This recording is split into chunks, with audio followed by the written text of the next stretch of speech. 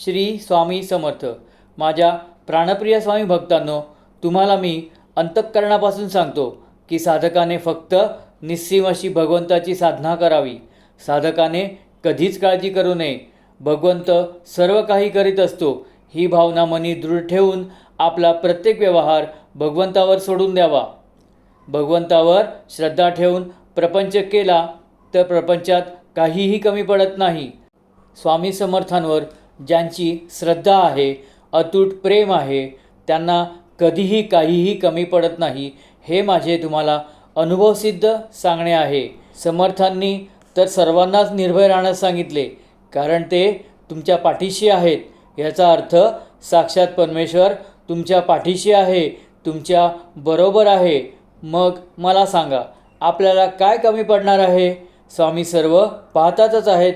Shri Swami Samarth.